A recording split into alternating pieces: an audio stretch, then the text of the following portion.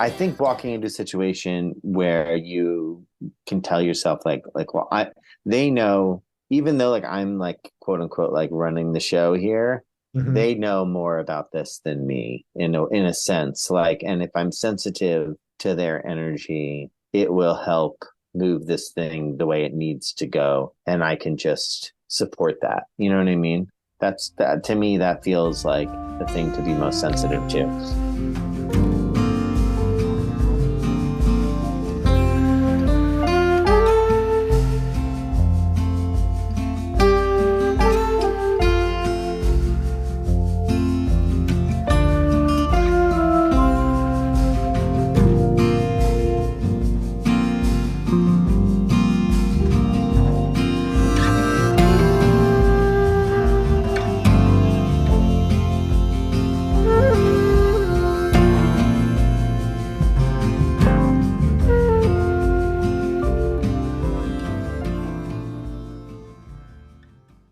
Hi, it's Jeremy Shatton from An Earful. Welcome back to Discover Music with An Earful. This is monthly listening for November 2024. You just heard the voice and music of Josh Kaufman. We have an interview with him later on in the podcast. Really enlightening, insightful stuff. I think you'll enjoy it. Before that, we have a lot of music to get through. November was kind of a crazy month for music releases and also a crazy month for other things. Some bad things happened in November. Let's not put a good spin on that. I prefer to focus on the music. I did note when I shared my top 10 post punk albums of all time that dark times call for dark tunes. And I believe that. But dark times also call for inspiring tunes, calming music, healing sounds, all kinds of different approaches for our hearts, our minds, our bodies, our souls. And we're going to get to a lot of that in this episode. Before that, we also have a lot of live music to cover. I went to a lot of live concerts. I don't think that was any mistake. I think it was partly because I needed it and partly because the opportunities presented themselves and I took advantage. But when we come back, a record fair, because who doesn't love a record fair? In a minute on Discover Music with an Earful.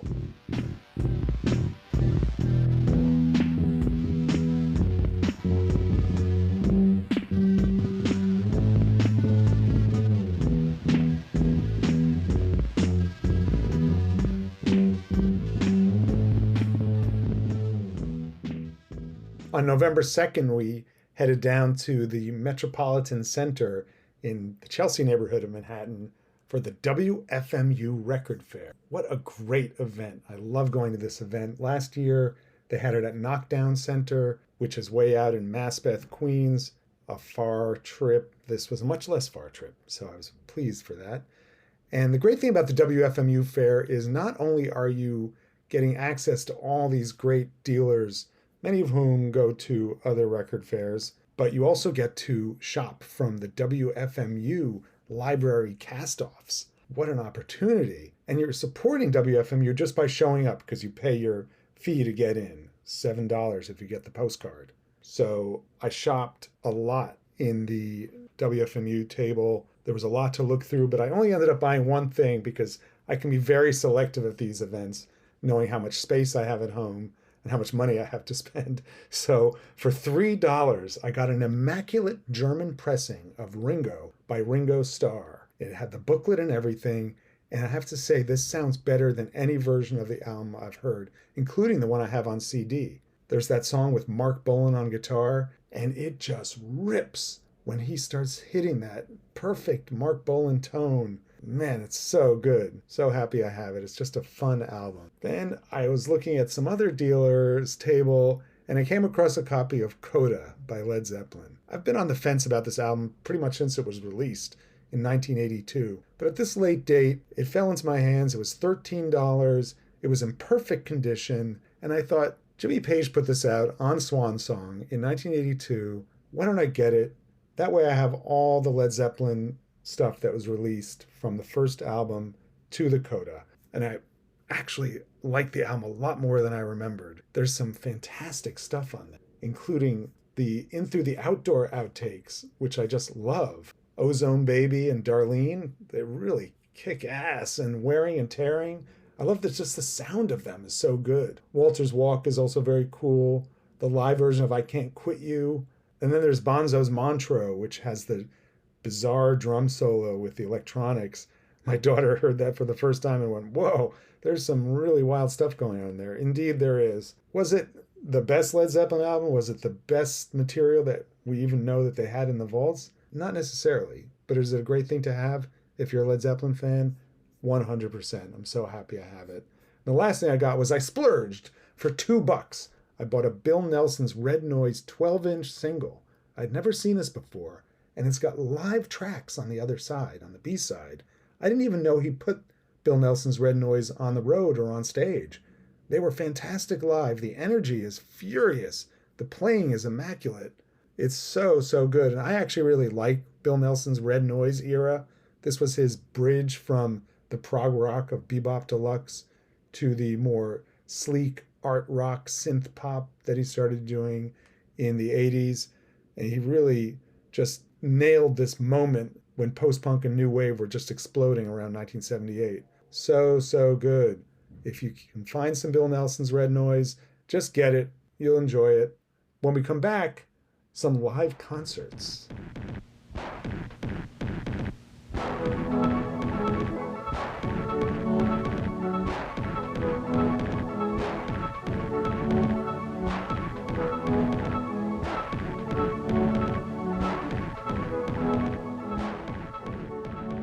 First concert I went to in November was on the 2nd. I went down to Rough Trade, the record store near Rockefeller Center, and got to see Thus Love. This is the band from Brattleboro, Vermont.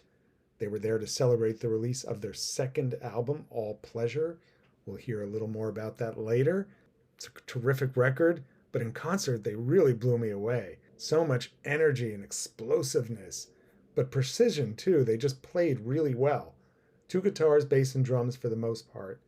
Every sonic element is carefully crafted, especially their bass sound. It just is so rich and juicy, and the fact that they were able to replicate that sound in the little performance area at Rough Trade was quite impressive. I think they're very serious about what they do, but they also had a lot of fun, and they seem to be genuinely nice people. Really enjoyed that. If they come to your town, do not hesitate to see Thus Love. I suspect if you do, you will be buying this album at the merch table on your way out. Great band. A day or two later, on the 10th, we went to see Alice Phoebe Lou at Brooklyn Steel. I won tickets. I'm so psyched because I've been listening to her since around 2017 or so. Always liked her stuff, this perfect pop music that she makes with her incredible voice that has the flexibility of a jazz singer. She just has a wonderful, welcoming quality on stage. Really enjoyable. She seems to be having a great time. She just came off a tour where she was opening for Clairo, and I think her audience has grown because Brooklyn Steel was sold out to the doors. We got as far in the middle as we could and could go no further. It was packed. The audience was loving every second of it. So great. I think she has a new album in the works. I'll be looking forward to that, probably in 2025. John Andrew, who has released music as John Andrew and the Yawns, opened for Alice Phoebe Lou, and he was really good. Really just a sweet singer-songwriter. I said to my daughter after his set, I said, I really like the parts where he finger picks his guitar and sings real soft, which was pretty much every song, but he does it so well. It was a charming opener. Just had us in the right mood for Alice Phoebe Lou. So glad I got to see her. A few more concerts coming up in a minute on Discover Music with an Earful.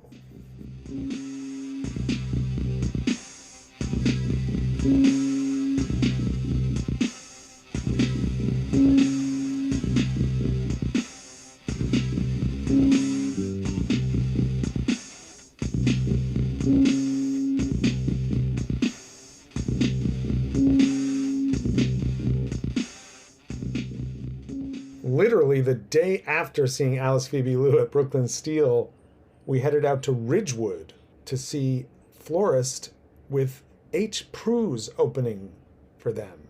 They were playing at Cassette, which is a completely charming place. The music is in the basement. It's kind of like going into someone's rec room. I almost Expected there to be like a coffee table with a big bowl of popcorn and a stack of VHS tapes or something. But the sound was very good and the crowd was wonderful. Place was pretty full. H. Pruz, I've spoken about on the show before. Their album No Glory is one of the best of 2024. But this was the first chance I had to see them sing live, and that voice, what an extraordinary instrument. Their guitar playing was also wonderful. On a couple of songs, Felix from Florist played drums. It was very intimate feeling, but the songs from No Glory are just so, so good, and they are a remarkable singer, songwriter, performer. I'm so glad we had a chance to see them. Florist was their usual telepathic self with Emily Sprague leading the band, and there was a couple of interesting moments where they were trying a new song, and it was one of those songs where Emily has to start playing and singing right at the same time at the beginning, and she did it, but a minute or two into the song she just went nope, nope, and they tried it 3 times, could never quite get it. But it was a really interesting moment of watching them perfect something.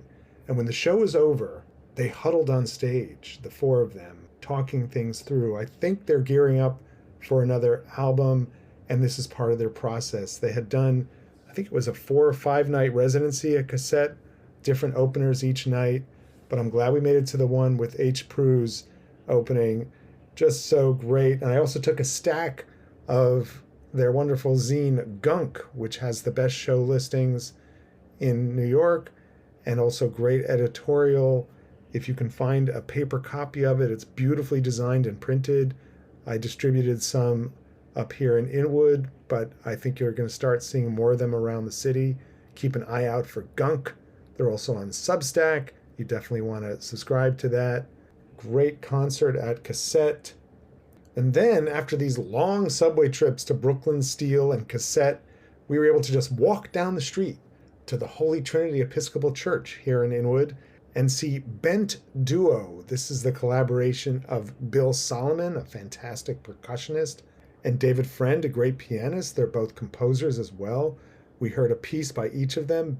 Solomon's I'm Your Fantasy was a moving, emotional roller coaster of vibraphone and piano working together. And David Friend's Judy's was a combination of the maximal minimalism of Julius Eastman and performance art, consisting of one of them would be sitting at the bench and playing these repetitive figures, and the other would be standing next to him. And then he would move to the other side, put a hand on a shoulder, and then they switched places. It was really an intense piece. Finally, we got to see Spoils Dykeman. Now, Spoils is a series of pieces that Solomon and Friend have been doing with Jace Clayton at the Columbia University Electronics Lab. They couldn't bring that equipment here, so they called it Spoils Dykeman because we were near Dykeman Street. Now, Jace Clayton, who you may know as DJ Rupture, used to do the fantastic WFMU show Mud Up. He also released a fantastic Julius Eastman recording years ago, the Julius Eastman Memory Depot, an absolute must if you're interested in Eastman. The 3 of them did this incredibly dynamic piece where Clayton was working the modular electronics, and both members of Bent Duo were doing percussive stuff, including at the very end, they had empty water bottles, those 10-gallon water bottles, and they just started banging them on the floor and doing all kinds of things with them, rolling them, making really great sounds. It was just an incredible performance. What a way to spend a day in my own neighborhood. Thanks to Bent Duo for making Inwood safe for new music. One more concert when we come back.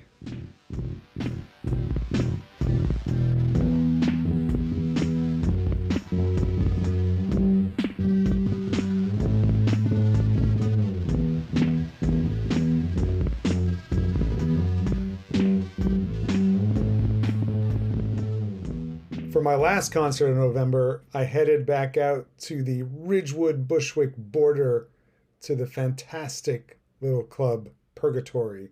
I had been there in February, and when Or Best Offer was playing there again on the 25th, I knew I just had to go back and see them again. One of my favorite discoveries of the end of 2023 and throughout 2024. Their album Center is one of the best of the year. No spoilers for the top 25, but it was on my mid year list, so you can find it there.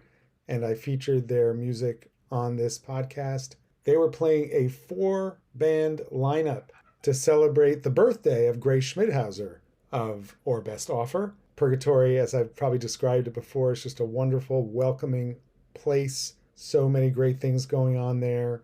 Multiple rooms, multiple floors, multiple bars, great cocktails. And I saw 3 out of the 4 bands, starting with Rose House. And the second band was Boy Scout Marie. And these 2 bands had something in common, which was a real attention to detail and developing these complex song structures with wild dynamics, like really, really loud, then really delicate, sometimes almost ambient. There was a section during Rose House's set where they were playing a little toy xylophone and a keyboard, and it was just very, very gentle and meditative. But then there were other parts that were explosive, really interesting, almost like a prog punk folk thing going on. Or Best Offer played third, which was a good thing because it was getting late and it was a Monday night, and they were so good. Grace Schmidhauser and Brian Culligan, they're doing a few new things I felt with their sound. One thing I noticed, and I asked Brian about this at the end of the show, that he had put a contact mic on his floor tom, partly because he felt that the sound of Purgatory was good, but they never quite captured the floor tom sound that he wanted. So he put the contact mic on there, which almost gave it the effect of being a bass. They don't have a bass player. So it just gave you this bass sound that hit you in the chest. It was just an extraordinary set. They're such an exciting band. I can't wait to see what they do next. I'll gladly take that long subway ride again to see them at Purgatory. I hope to get there for some other things too. It really is a wonderful spot. Get there if you can. See Or Best Offer. Get their album Center. Do all the things. That brings us to the end of the live concert section of this month's podcast. I know that was a lot. We have a lot of recordings too, and we're going to start with them just as soon as we come back.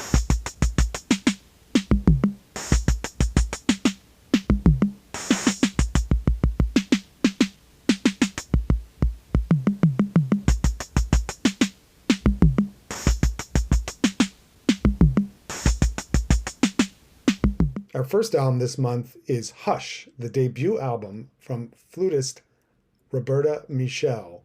Michel is also the co-director of Wavefield Ensemble. Their album Concrete and Void was one of the best classical releases of 2021. Victoria Chia is also a member of Wavefield and has a great composition on this album. I'm always excited when I can hear something new from Tori Chia. There are also pieces by Jane Rigler, Jen Baker, Mert Morali, and the great Angelica Negron. Love her work too. So let's hear an excerpt from Tori Chia's And For You, Castles, for flute and electronics, performed by Roberta Michel.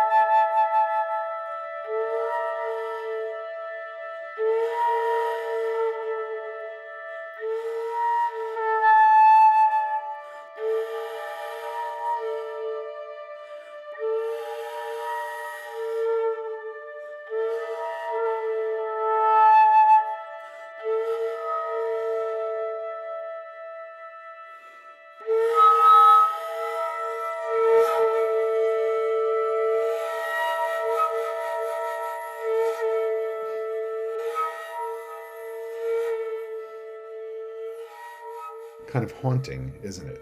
Victoria Chia's And For You, Castles, performed by Roberta Michelle from her wonderful album Hush. Next we have Christopher Whitley's Almost as Soft as Silence. This is a collection of violin improvisations recorded in a single session. He's playing a 300-year-old Stradivari violin, and it really sounds fantastic. Let's hear an excerpt from Song, one of the pieces on Chris Whitley's Almost as Soft as Silence.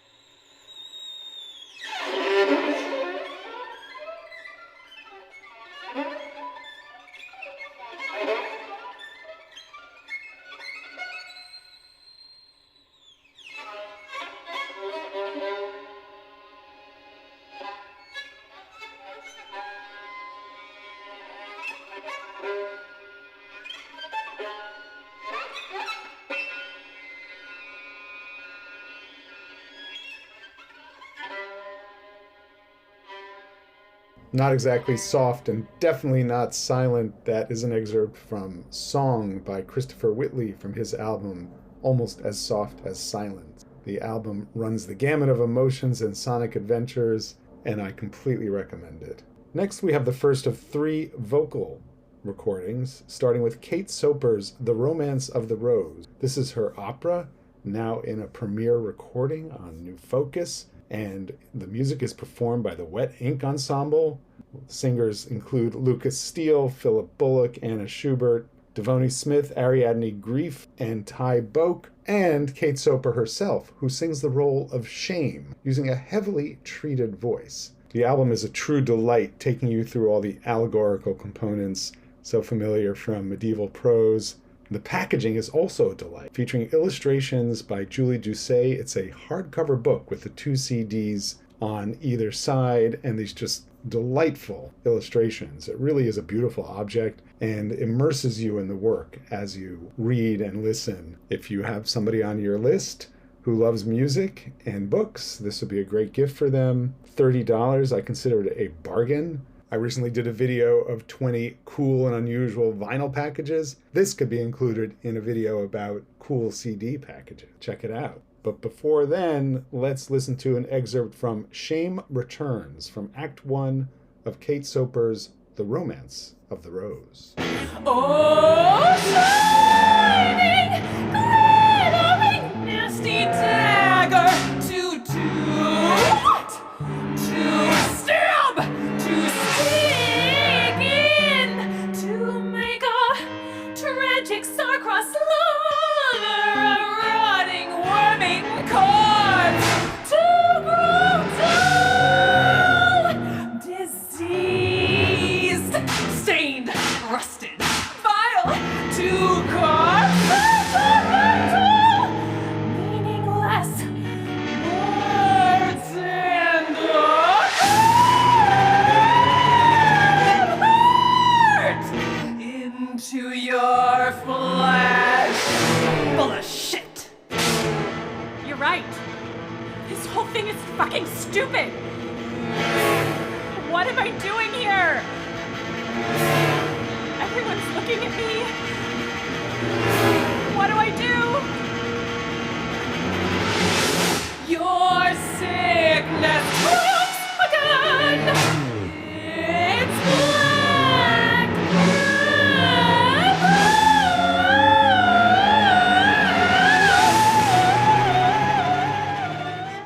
It's kind of hilarious, right? Even more so in the context of the rest of the piece. The Romance of the Rose by Kate Soper. That was Soper herself as Shame in Shame Returns from Act 1. Listen to the whole thing and you'll get the whole story.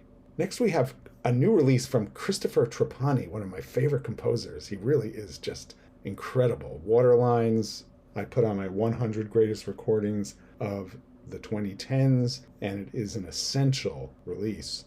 His new album is Noise Uprising. This is a collaboration with the guitar quartet Zwerm, and singers Sophia Burgos and Sophia Jernberg. The record is based on a book called Noise Uprising by Michael Denning, which talks about vernacular recording as a practice in the late 1920s. Ships would pull up in port cities with recording equipment, and they would make these 78s to try to catalog music from around the world. Trapani has taken off on this in a marvelous way, and we're going to hear an excerpt from Buenos Aires Tango from Noise Uprising by Christopher Trapani. Muñequita de trapo, vestida de piero, nunca tendrá tu pecho amores ni ilusión, nunca podrás vivir, nunca podrás querer, muñequita de trapo, corazón.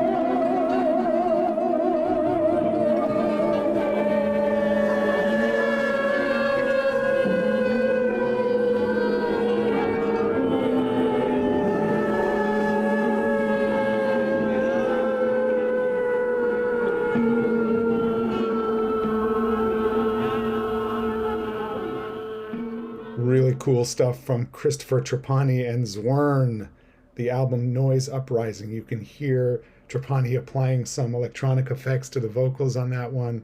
He is also all over the record on stringed instruments of every description. It really is an incredible display of his talents in every way. Noise Uprising, so great. Next, we're going to hear the latest recording from Zhibuakli Martinietti. Last year, I featured her album Hadal Zone on the podcast. Incredible stuff. This new album is called Aletheia, an ancient Greek word meaning truth, disclosure, revealing. And these are revealing indeed. They are wordless choral pieces performed by the Latvian radio choir, but they really cut to the core. We're going to hear an excerpt from Ululations, the most recent work, which was composed in 2023. She describes it as written in the same way owls are awake at night, ululating in the forest. The mourning women whose men of the family are at war, fighting and dying, or have lost their loved ones, are wailing their sorrows out loud. Hear it now on this excerpt from Aletheia by Zhibuakli Martinietti.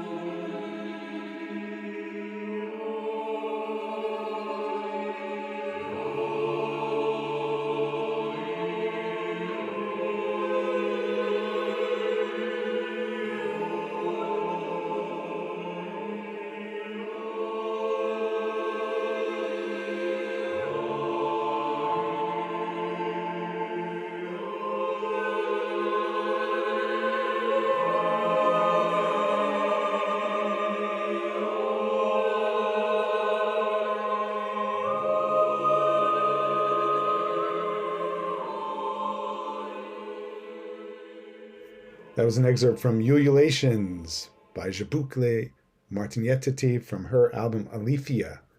What truths will it reveal to you as you listen? Next, after a brief excerpt from his wonderful album, What Do the People in Your Head Say to Each Other, is my interview with Josh Kaufman. Keep in mind that he mentions Mike several times in the interview, and he's talking about MC Taylor from His Golden Messenger. So let's get right to it. Josh Kaufman on Discover Music with an Earful.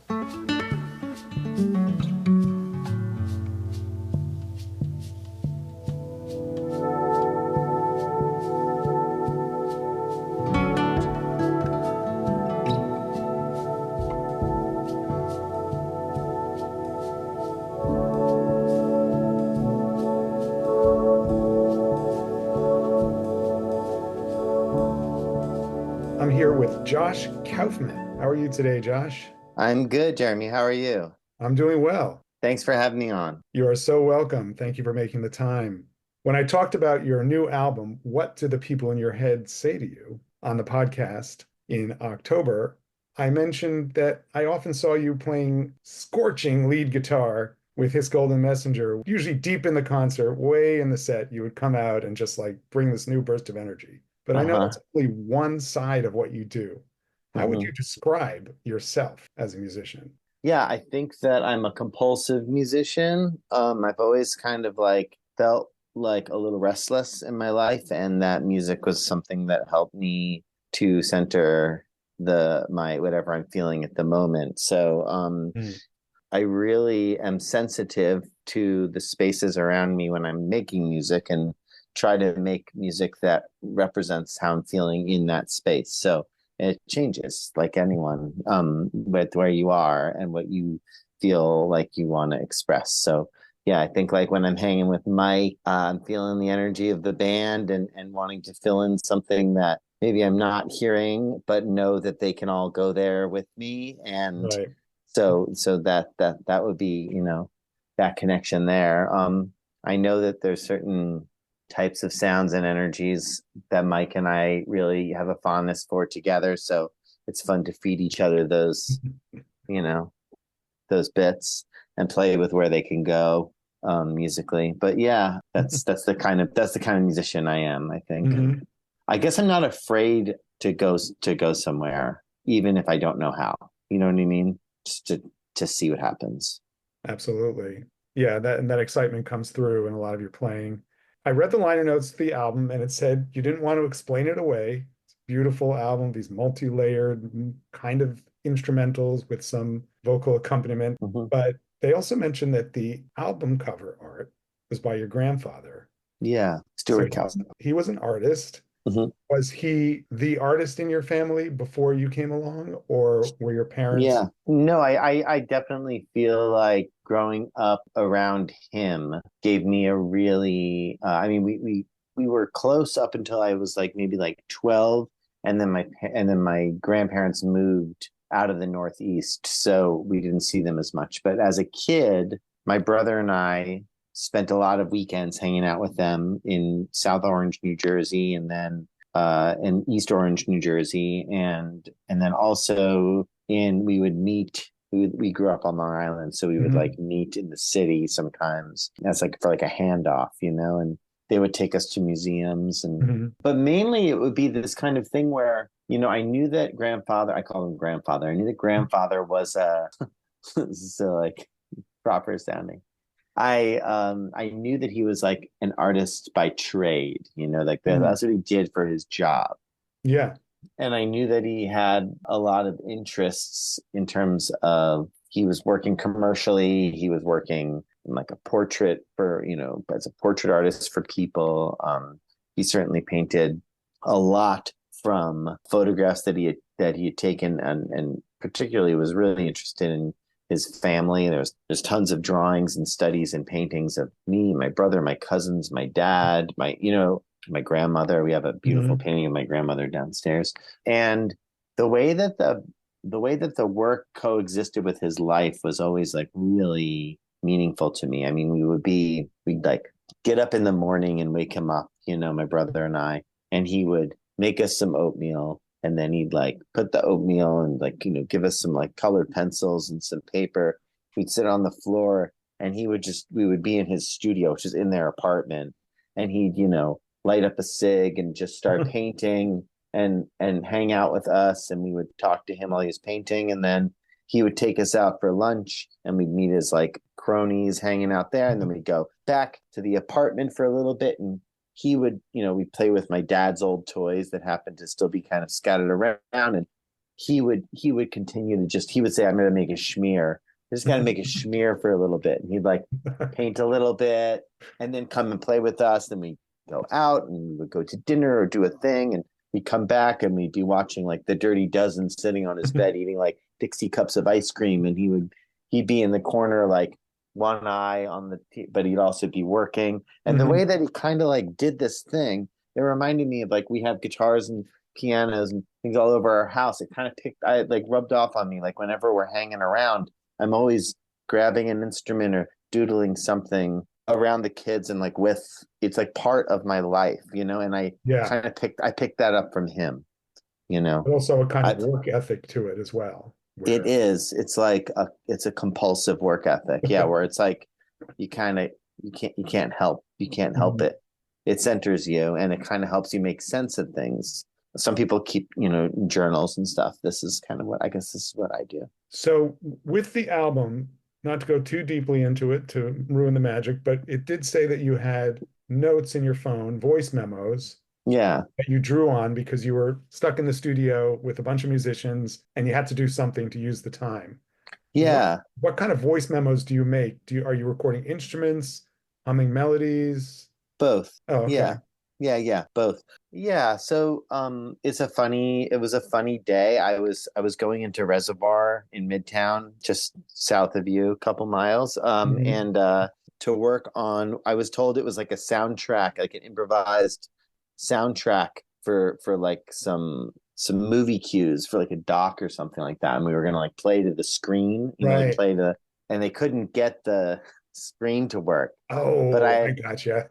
But I had like booked the players who were friends of mine to come in, and we had the studio time, and it was so we had like 4 hours to hang out. You know what I mean? So I was like, oh well, here's some ideas, and I like went through my phone, and I was like, here's a melody that I have, and here's a chord cycle, here's just a concept, here's something else, and we cut off the floor for like a few hours, and we just recorded, and then later, upon listening to it like months later, I was like, oh, this is kind of cool. There's some great stuff in here, and I felt really like kind of authentic about it. Like it was like, it didn't sound like it was forcing anything to happen. It just kind of drifted in a nice way. And I kept on remembering some of it too. It was like sticking with me. So it took me a while, and through the coercion of my friends and support of my friends, they decided, they're like, oh, you should put that out, and I was like, okay. But I'm really glad I did. It's connected with a lot of people, and I feel like it feels authentic and connected in some ways to a lot of things I do, even though it doesn't necessarily sound exactly like a lot of things I do. I think there's like some ingredients in there that feel, connected. Absolutely.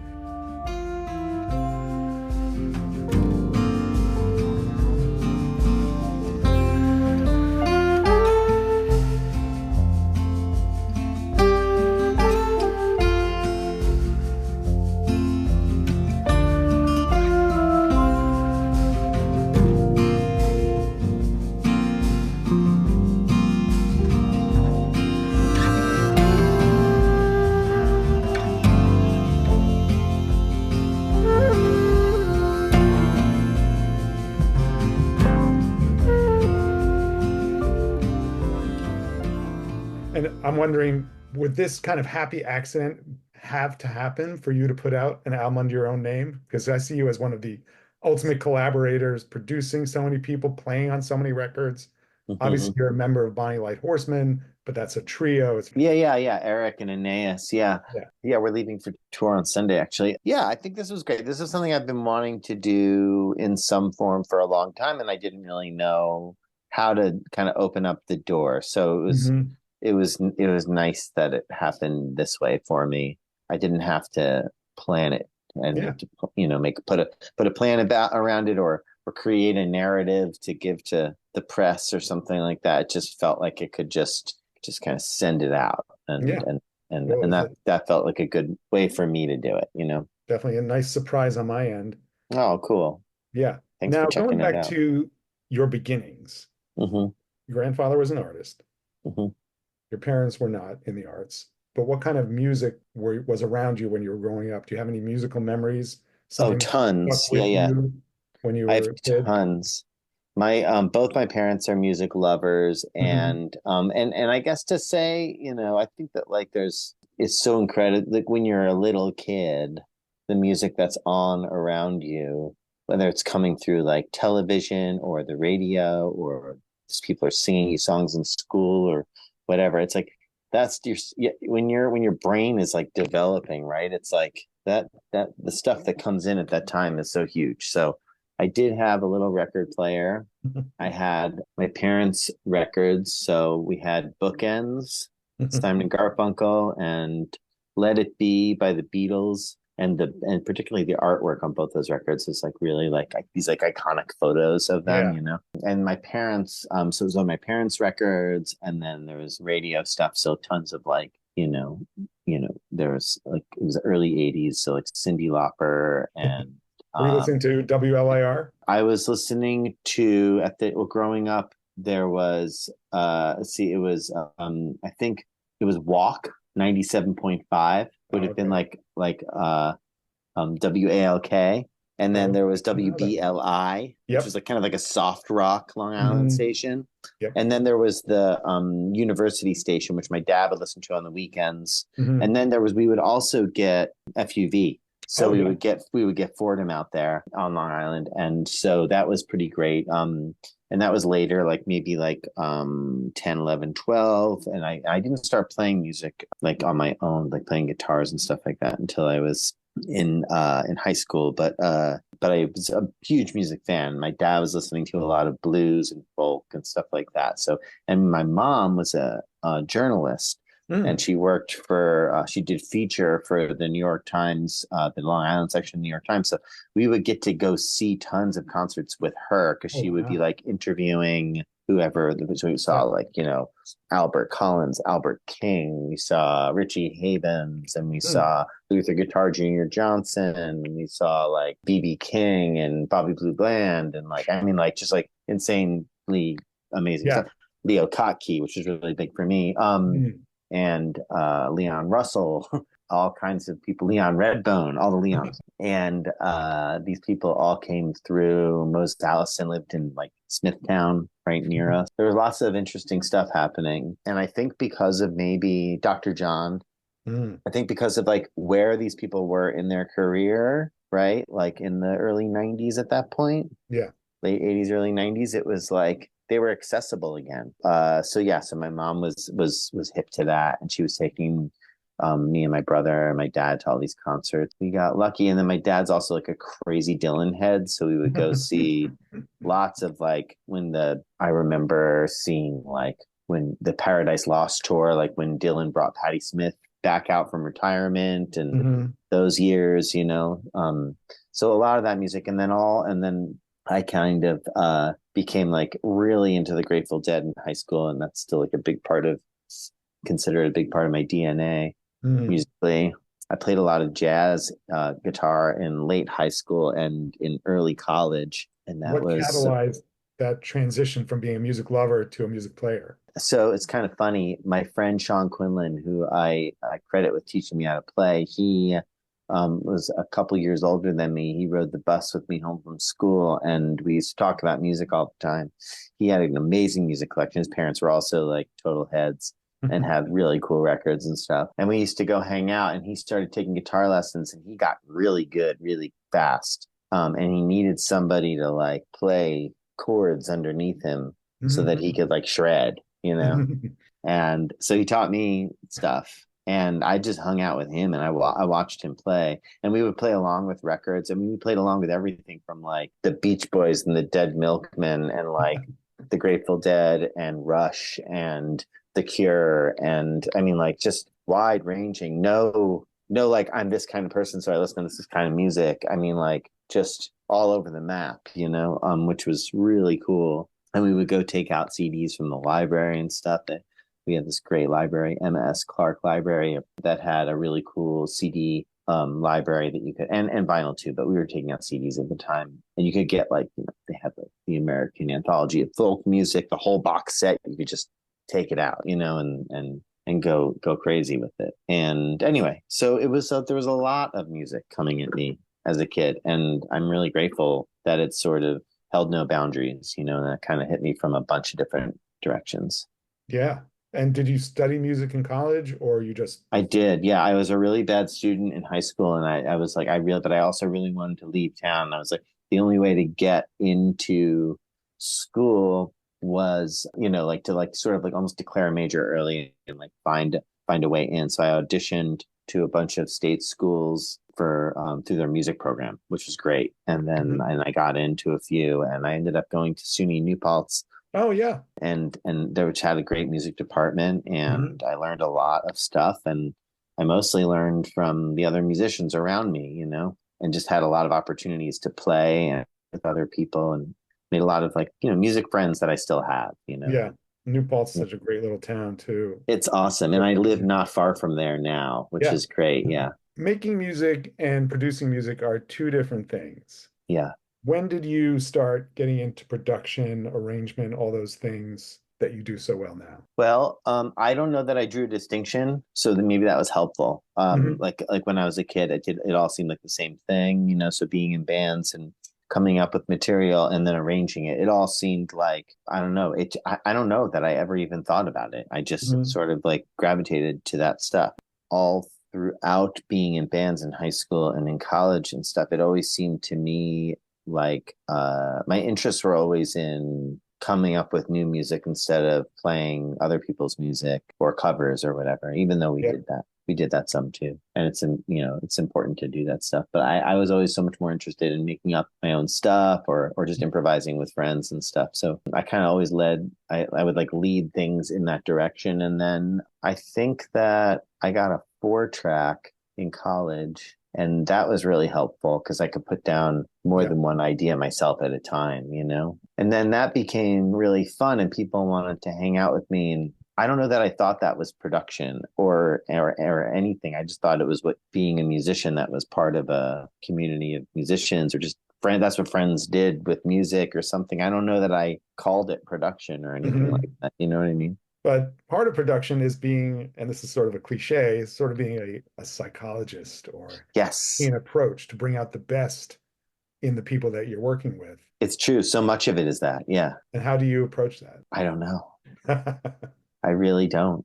But I do agree You've with you worked with that a lot it's a of huge, different yeah, personalities from Cassandra Jenkins, Amy yeah. Helm, two very different people, different backgrounds. Yeah. I think walking into a situation where you can tell yourself well, they know, even though like I'm like quote unquote like running the show here, Hmm. they know more about this than me in a sense. Like, and if I'm sensitive to their energy, it will help move this thing the way it needs to go. And I can just support that. You know what I mean? That to me, that feels like the thing to be most sensitive to in a lot of cases. And sometimes that's like you walk into a situation and you're like, oh, this person really needs me to bring music. They need me to play.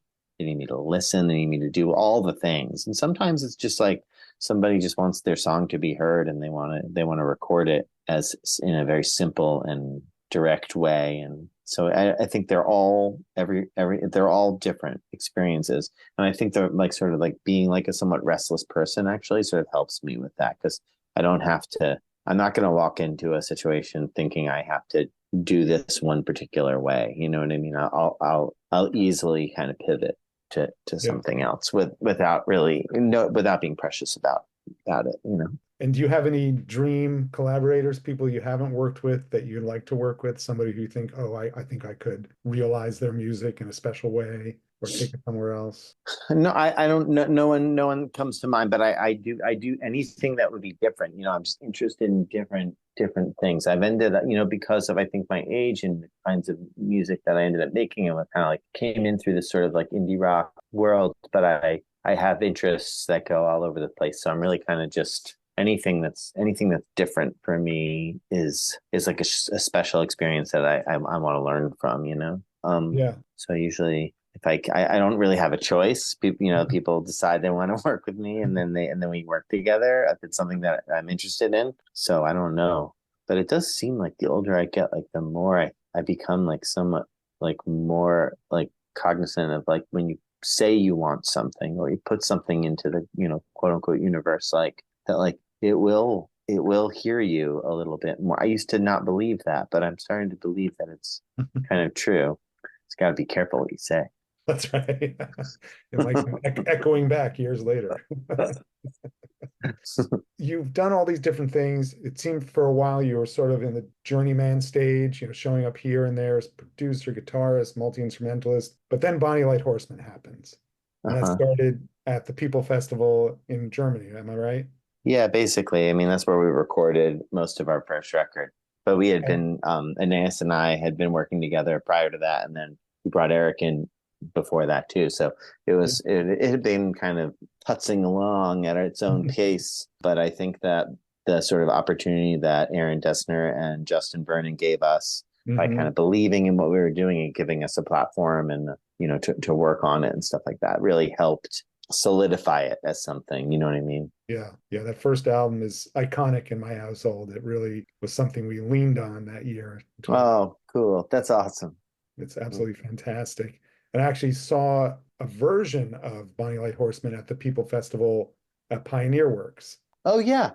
Yeah, There was that would a have been great before the playing that album went on came out, there. right? That's when I was, yeah, and that's so I think I pre-ordered the album as soon as it became available after Oh, hearing. cool. Yeah. That was a fun festival. There's still some recordings I've been trying to find from that week Hmm. because we hung out. There was like a little studio behind Pioneer Works in like an old like shipping container, Yes. you know? And then we set up there for the week and we were working on things. I know that we have some cool recordings Mm. with a bunch of interesting folks that came down to play. Yeah, I remember Vernon Reid came out at one point during the That's night. right. That That was was that this was is crazy. Yeah. this is taken off.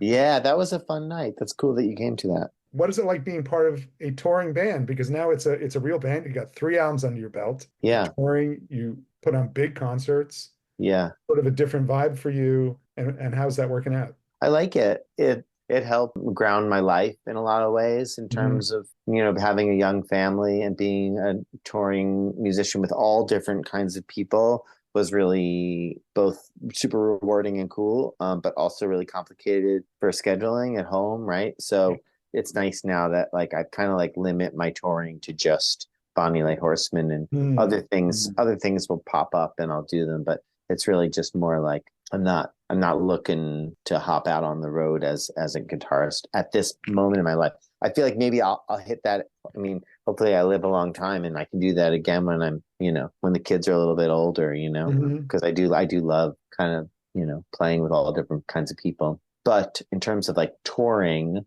and doing like album cycles and stuff, I'm sort of reserving that right now just for the band, which is nice. So it's helped focus my life in some ways. I still Yeah. produce a lot of records and I play with people. I finally caught up with the new Amy Helm. Oh, Came cool. out over the summer. Somehow I missed it, and it's really beautiful. Another great collaboration between you guys. She's a really special human and really special musician. Absolutely. Yeah. Yeah. I like her a lot. So you're going on tour. How long is the tour? 15 days. Hmm. Not too extensive. And then what comes next for Josh? Uh, well, I'm making a bunch of records, stuff that's coming up, and I'm sort of I'm like not really can't really like talk about stuff that hasn't come Okay. out yet, so you might want to strike that from the podcast. But we do Not have at a liberty to say, yes.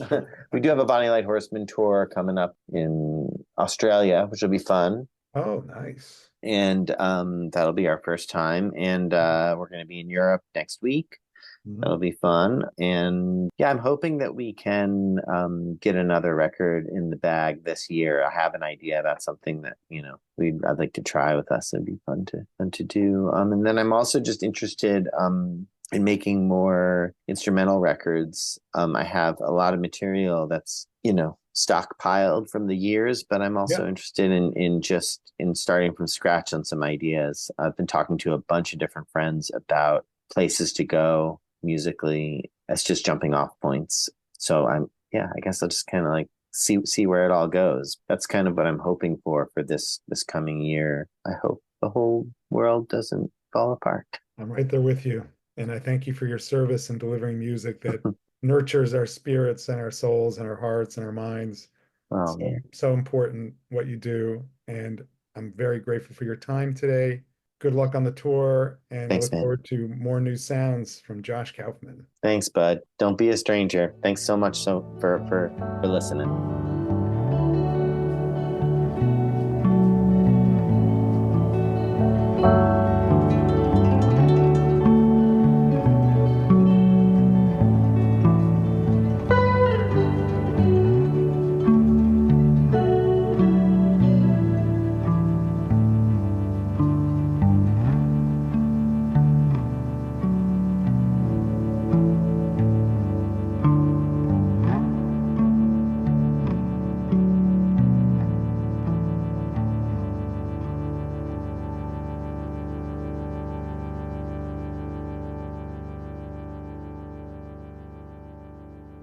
I hope you enjoyed that conversation with Josh Kaufman.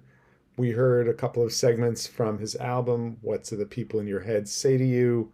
Bookending the interview were excerpts from Career Painter from the album. And in the middle of the interview, we heard a selection from Oakland. Really nice album. Josh is a great man. And I will be putting together a playlist to introduce you to Josh Kaufman, all the different projects he's worked on, from Bonnie Light Horseman to Richard O. Fritztig and beyond. Next, we have a sequence of several albums I would put in the electronic category, although they all cross over into different realms, starting with Isaac Corral's album, Moon in Gemini. I think he's pioneering what I might call a chamber ambient on here. It's just so beautiful and involving and immersive, and really seems to tell a story. There are electronics on here, but there's also flute and harp, clarinet. Just absolutely beautiful. I was listening to this the other day and I was 10 minutes late to a meeting because of it. I just lost myself in it. So lose yourself now in an excerpt from Body of Water, the opening track from Moon in Gemini by Isaac Corral.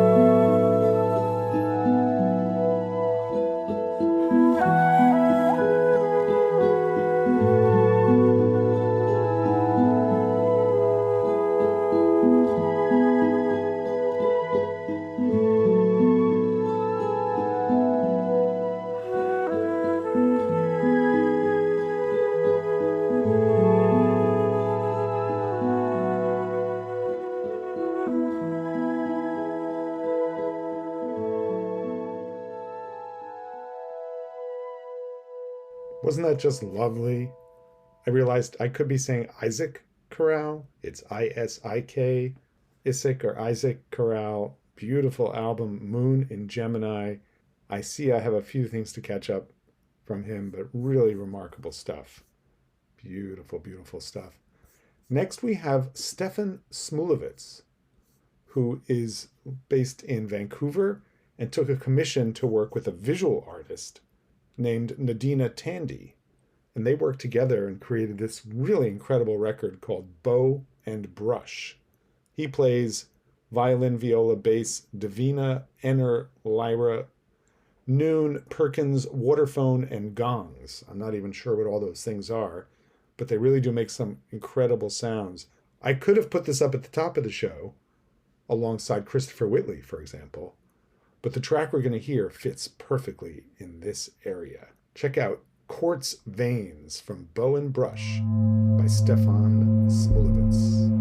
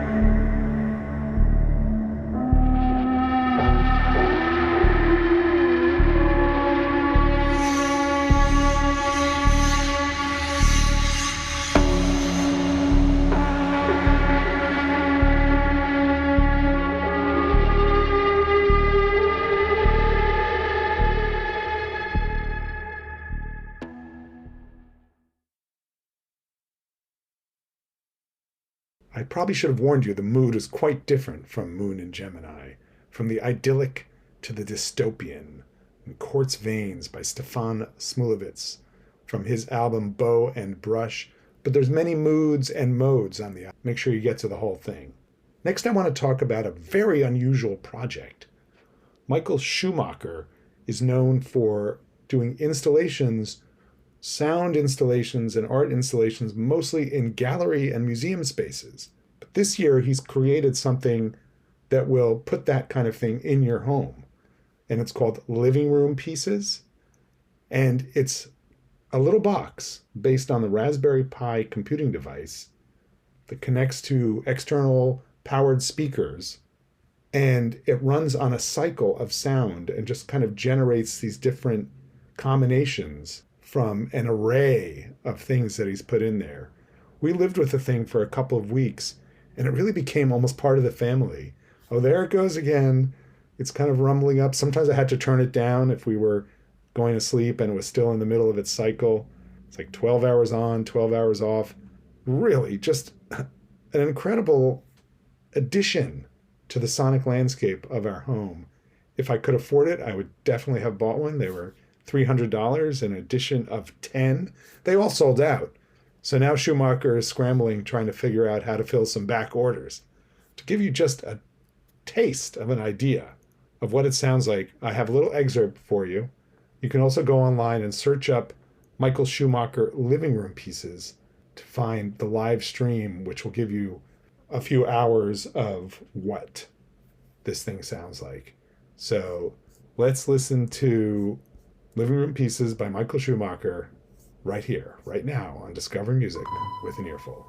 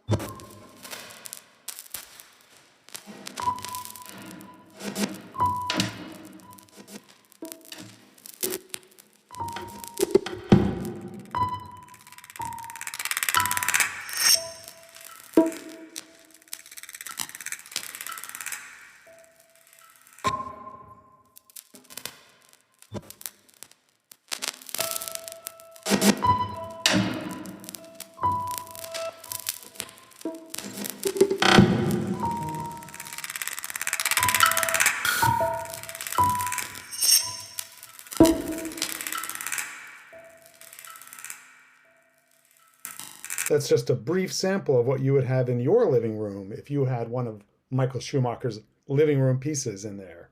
Check the show notes for the website to find all the information about this fascinating project. Next, we have a record featuring Kyle Bruckman. We spoke about him earlier this year when he released his record of solo oboe music of Rivers. Wonderful compositions and playing on that. But this is an improvisatory record with Bruckman mainly focusing on electronics, although he does play English horn as well. He's working with Danishta Rivero, voice and electronics, Jacob Felix Huel, bass drum and drum set, and on 2 tracks, Kanako Nishi-Smith playing the koto. It is all improvised and it is some pretty wild stuff. Let's hear an excerpt from Mocker from Negligibilism by Bruckman, Huel, Nishi-Smith, and Rivero.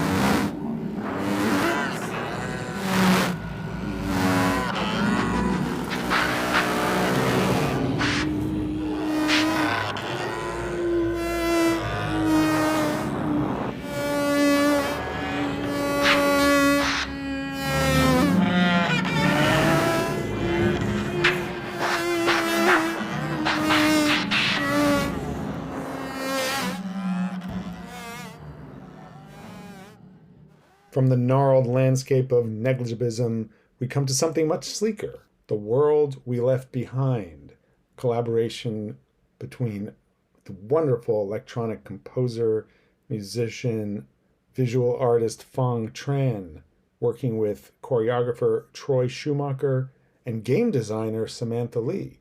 The World We Left Behind is actually what they call a casual world-building game, or a tabletop role-playing game played with cards.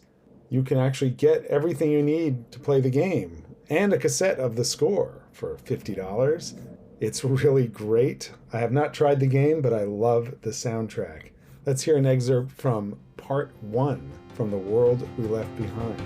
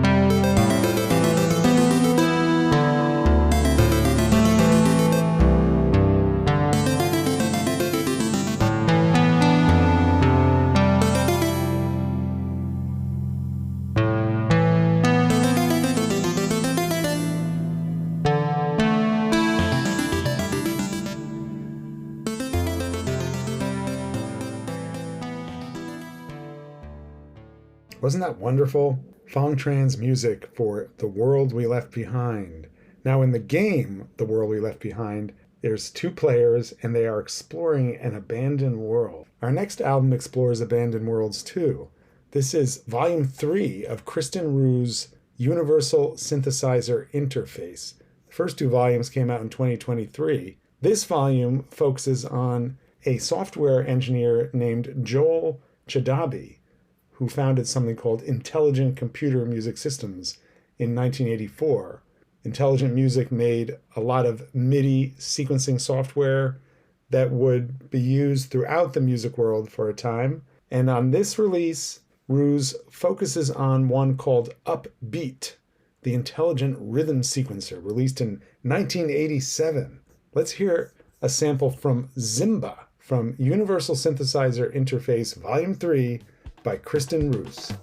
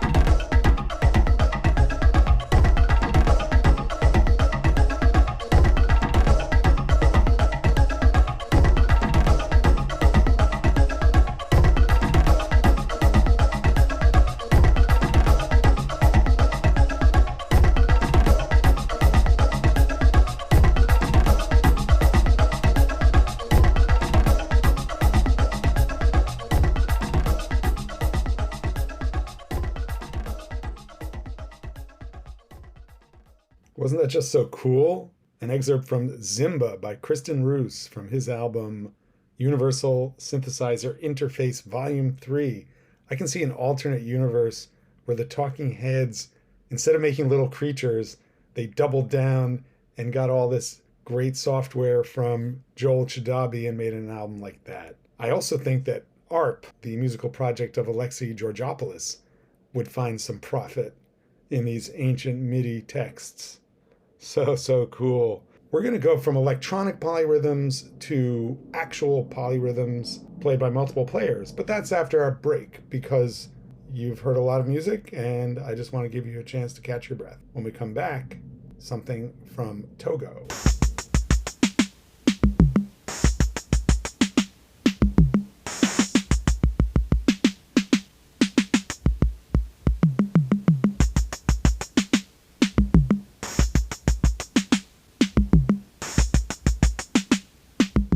And I am back.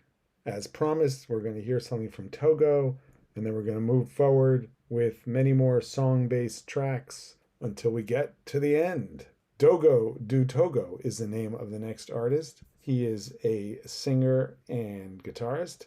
He's working with a 6-piece band called the Alaga Beat Band. The album is called Avude. It's the third album for Dogo du Togo. Been releasing music since around 2021, and it is so good. I learned about this from a conversation being had on Substack. Mark Meisner dropped the single from this album into the chat, and it turns out he mixed the album and co-produced it with Oya Yao, who is also the lead guitarist on this stuff. So let's hear an excerpt from Africa by Dogo du Togo and the Alaga Beat Band.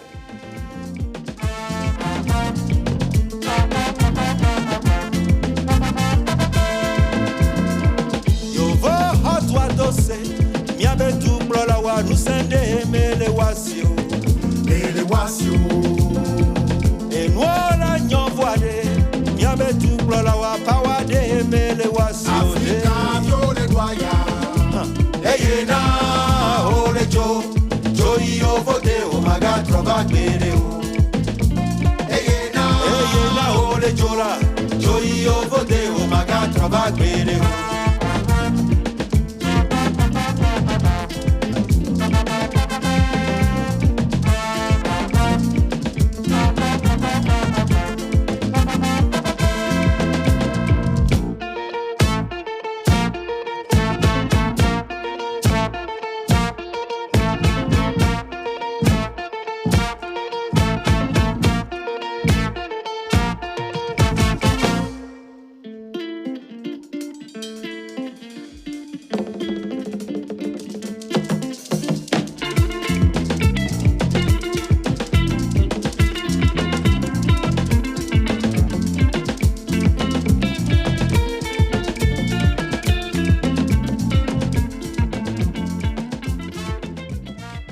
Wasn't that just awesome? Africa by Dogo du Togo and the Alaga Beat Band. Like I said, it's a 6-piece band, but it is enhanced with a synthesizer player on several songs and violin on another song or two. Really great stuff. They are drawing on traditional Togolese rhythms, ritual melodies, festive melodies. I don't know the lyrics, but the complexity comes through in a song like Xenophobia, which is just so joyous, but then it's called Xenophobia, which suggests that it's about something darker. Just a wonderful record, Avude by Dogo du Togo and the Alaga Beat Band. Our next artist is called Paper Jays, a trio from Providence, Rhode Island. They also draw on the traditional and the folkloric, but in the form of folk and Americana.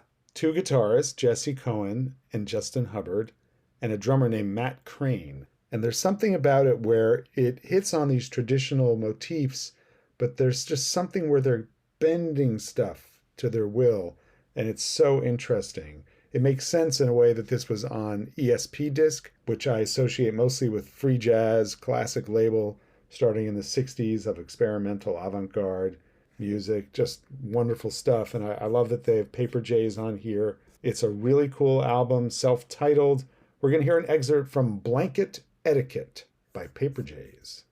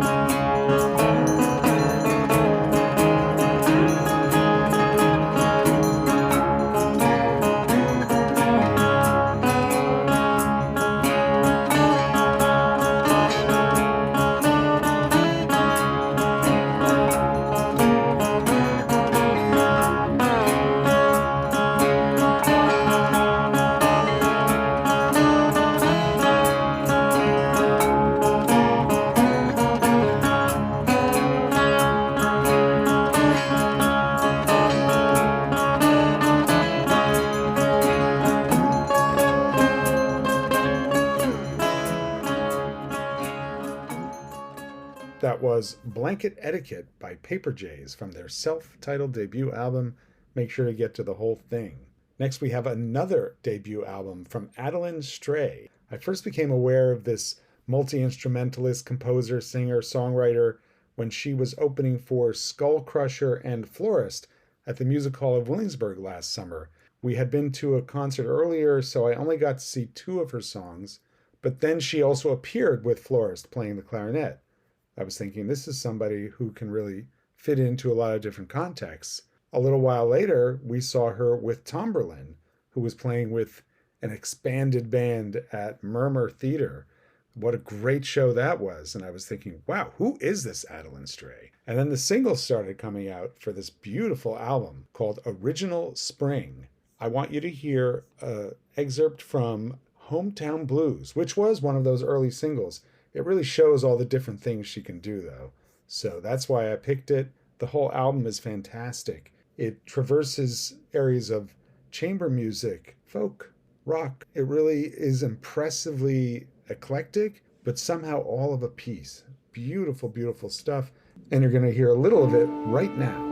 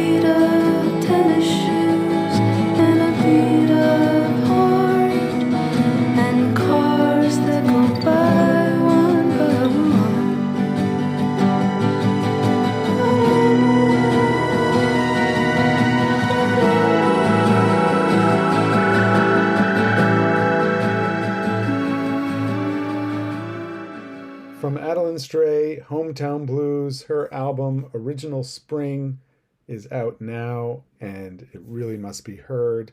We're going to now move to someone in a different season of their career.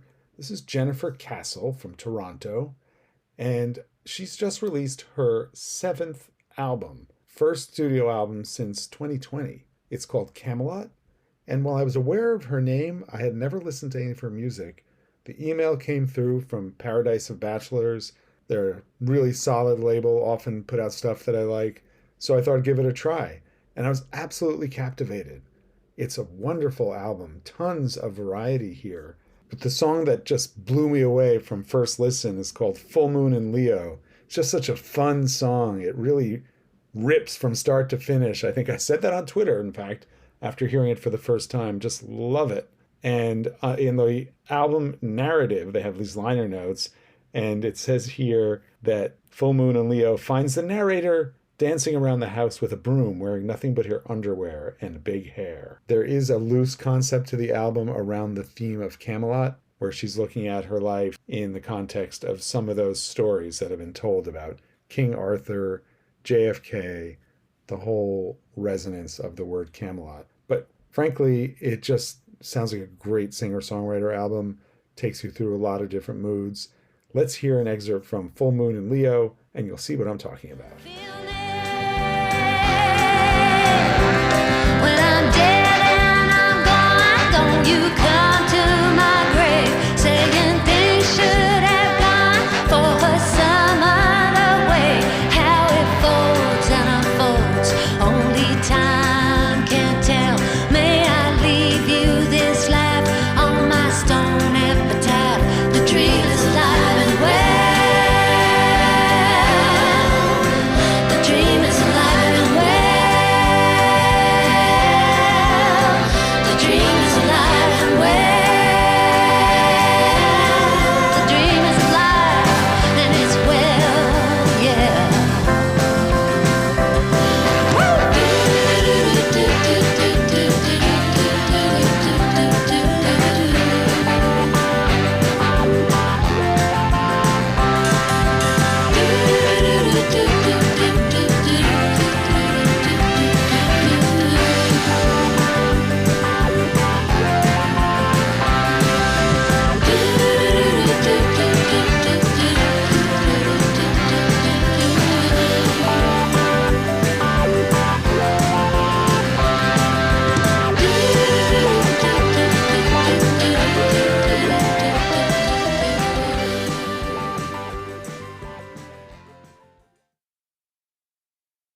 Wasn't that fun? Full Moon in Leo by Jennifer Castle from her 7th album, Camelot.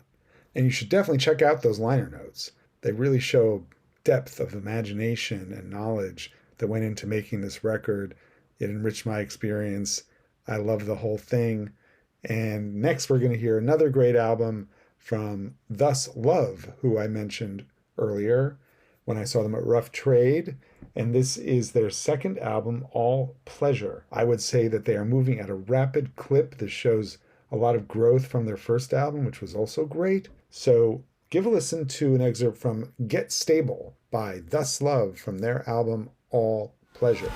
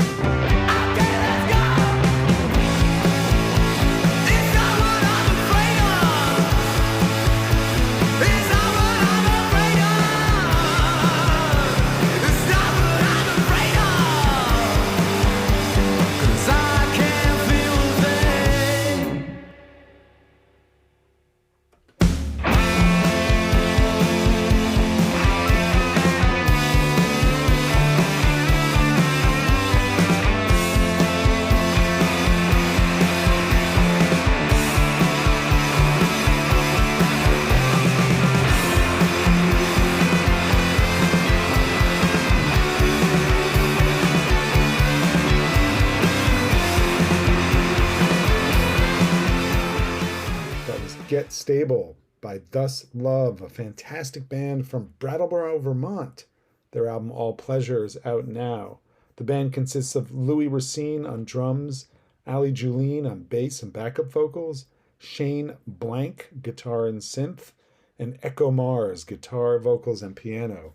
Echo Mars is really someone to watch. What an incredible performer. The whole band is just, I can't say enough how great they were in concert.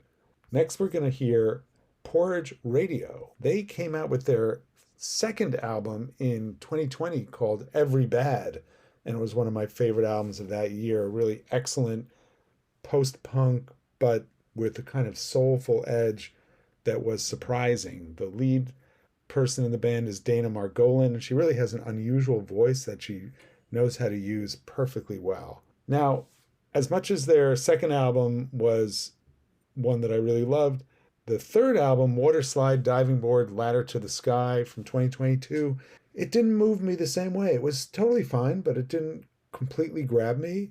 So now we have album 4, and I'm back on board 100%. Clouds in the Sky, They Will Always Be There For Me is a terrific album. There's so much nuance, variety, dynamic range. Her songwriting has gotten very deep. I can't imagine her writing Sick of the Blues, which is the last song, just an amazing song. Can't imagine her writing that earlier in her career. This is so good. They've been around for a decade now. So if you're not up on Porridge Radio, you're missing out. Check out In a Dream, I'm a Painting from Clouds in the Sky, They Will Always Be There For Me by Porridge Radio.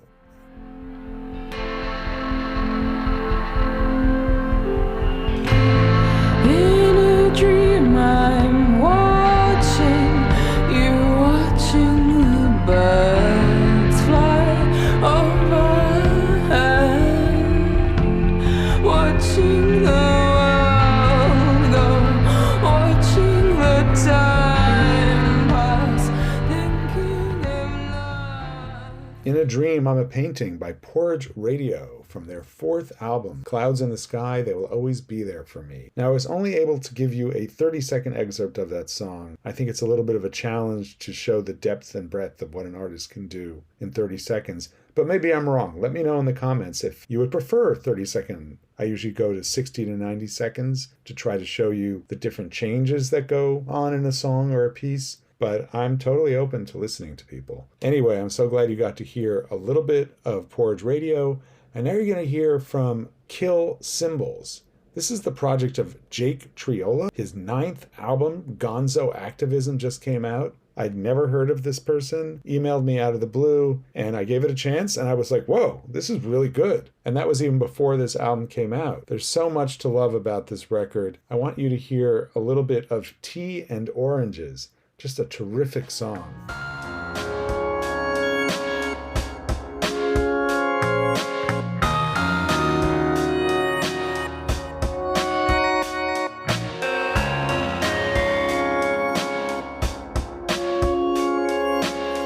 London fog's a terrorist, attacking from within. Apathy's an evil, in fact a cardinal sin. If mist and shadows get you off, then I'm the man for you. Idle bourgeois hands will fit in either shoe.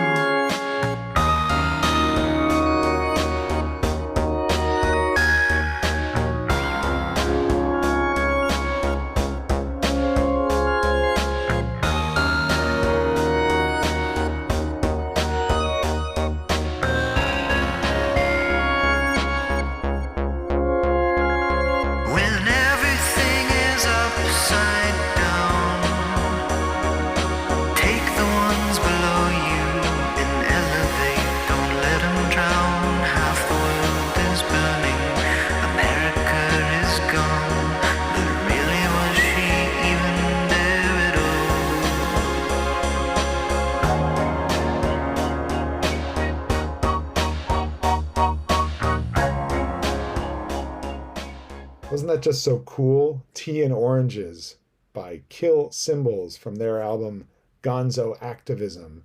I love that synth pop art rock sound that Jake Triola is so good at on this album. And the lyrics are really smart. Did you catch the chorus to that song? When everything is upside down, take the ones below you and elevate. Don't let them drown. Half the world is burning. America is gone. But really, was she even there at all? Smart, smart stuff from Jake Triola coming out of Glasgow. Check out Gonzo Activism. He also put out Brief Encounters with Blue Dahlias in July. I haven't even fully absorbed that album. But I would start with Gonzo Activism. It really is a terrific album. The next 2 songs will end our episode, and they are both from heavy hitters in the universe of An Earful. Starting with Warhouse, a perennial on my top 25. This is the solo project of Martin Devaldier, who is also in the band Balthazar from Belgium. Karaoke Moon is the name of the album, and he really just continues expanding on his exploration into manhood, masculinity, the personas and roles that we take on. He's just so, so good. The first 3 albums seem kind of like a trilogy, so I'm trying to figure out where this one fits in. But let's not worry about that. Let's just hear an excerpt from I Want More by Warhouse from his album Karaoke Moon.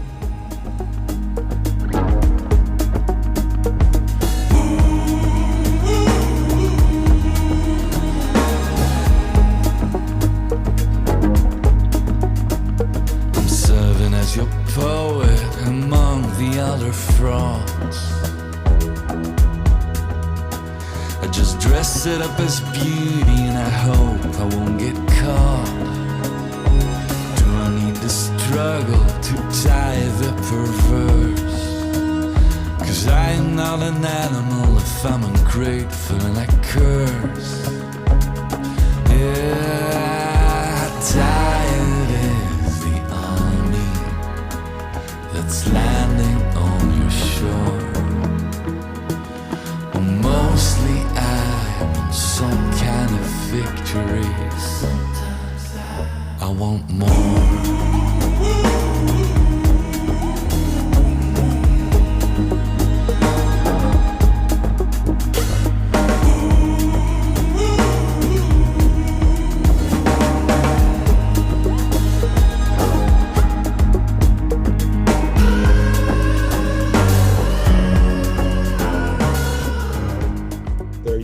I Want More from Warhouse. The 4th album, Karaoke Moon, is out now. Will it end up on my top 25?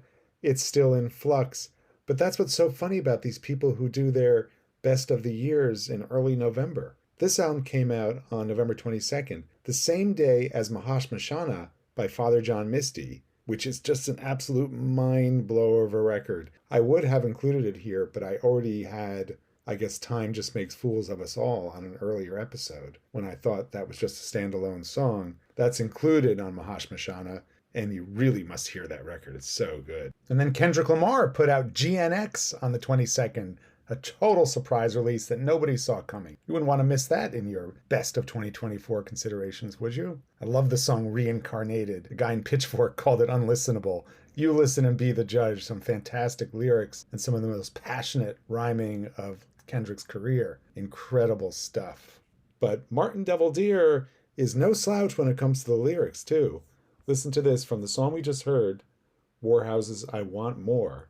He says, I'm serving as your poet. Among the other frauds, I just dress it up as beauty and hope I won't get caught. The refrain is, how tired is the army that's landing on your shore? Well, mostly I want some kind of victory, but sometimes I want more. Hell yeah, Warhouse doing it again with album 4, Karaoke Moon. Next we have the best Brazilian psych rock band, maybe of all time. They are so, so good. Boogerins, I've been listening to them for years.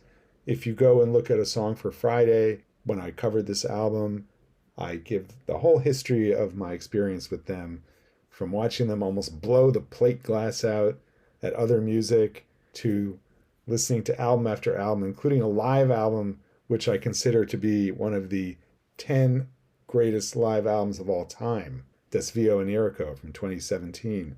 Wonderful, wonderful stuff. So once again, people are making their best of 2024. This album came out on November 26th. I'm not ready to solidify my list until I know I'm not going to miss something that is great. Boogerins is very often on my top 25. Let's hear an excerpt from Daisha, the last song on Bakuri, the latest album from Boogerins.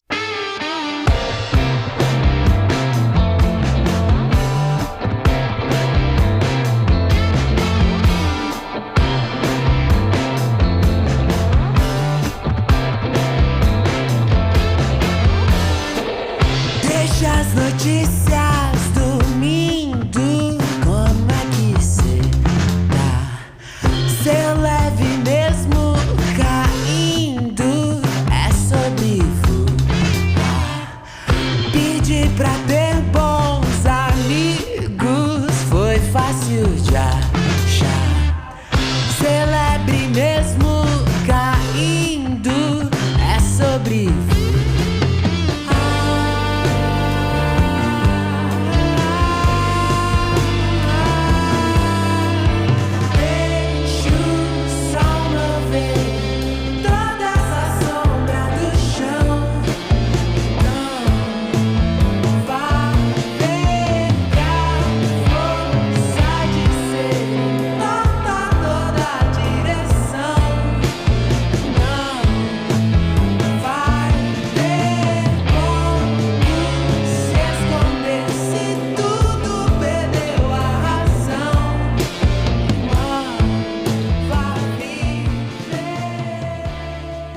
Dreamy melodies, those soaring guitars, it could only be Boogerins. So, so good. That was Daisha from their latest album, Bakuri. Welcome back.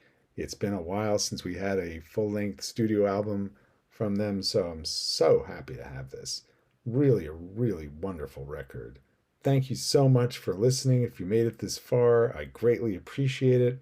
There were just many great albums this month, and I had a few things to catch up with from October as well. But I will leave you now and just let you know that all the music you've heard has been ethically sourced from the artists and labels. Many thanks to them. Find links to those and everything else discussed in the show notes, which will also include a Spotify playlist so you can hear everything and connect to it.